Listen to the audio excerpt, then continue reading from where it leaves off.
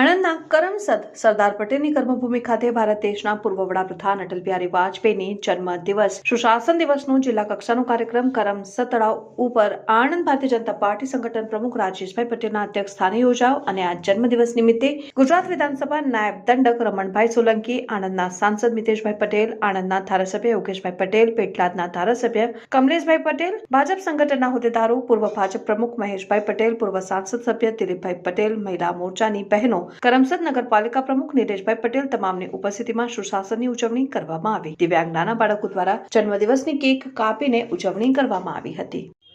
આ દેશની રાજનીતિના શિખર પુરુષ, મૂલ્ય આધારિત રાજનીતિના પ્રણેતા અને પ્રથમ બિન કોંગ્રેસી પ્રધાનમંત્રી ભારત રત્ન